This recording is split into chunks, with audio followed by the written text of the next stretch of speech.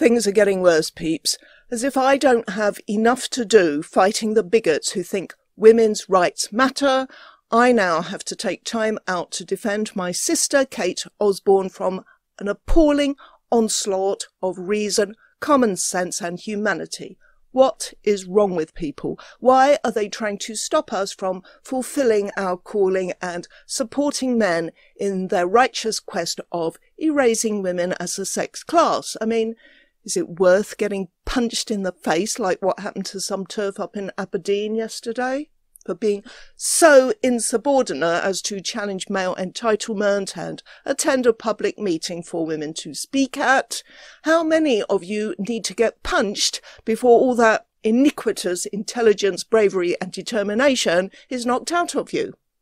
Anyway, for those who don't know, Kate Osborne has since 2019 been a Member of Parliament and is currently a handmaid representative on the House of Commons Select Committee for Women and Equalities. She has our interest as handmaids at heart, which is why she excelled herself a few days ago. As reported in that fine, upstanding and scholarly journal Prick News, she condemned the Home Secretary, Suella Braverman, for suggesting that people read a book. What business have people got reading books? And not just any book. This book, Trans, When Ideology Meets Reality by Helen Joyce. And if the title doesn't give it away, on the back there's a bunch of recommendations, including one from another uppity turf called Joan Smith. Who the hell is she? Some feminist and human rights activist who's written books and worked on newspapers and who dared to turn down the honour of an MBE, Member of the British Empire. That's who.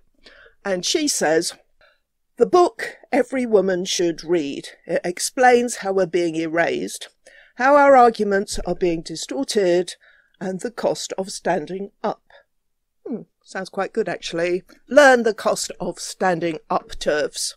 But look, you can tell it's absolute tripe just by looking at the inside cover here, where it says Helen Joyce has 35,000 followers on Twitter. No, she doesn't. I just found her Twitter bio, and she has over 128,000 followers. See? I wonder how many more lies I would find if I was intelligent enough to read that book.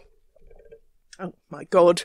A tour de force, a must-read Evening Standard, Sunday Times, Spectator, an Observer, Book of the Year. Well, that's ridiculous because look at what some random people with an axe to grind on Twitter have to say about it. Helen Joyce is nothing but a forcer of ignorance, laughing my ass off. Helen Joyce has no experience or training on the subject matter. Exactly. She's only a woman and a parent and a hugely experienced journalist with a PhD in geometric measure theory. How is she going to have the brains or know-how to research or have any clue about the complexities and importance of gender and how it affects women and children? So, who are you going to believe? Those brainwashed people who actually read books and who've read this book and recommend it, or the trans women like these who haven't? Obviously, we've got to believe them because they're men. Do you want a punch? Anyway, Kate Osborne, well done.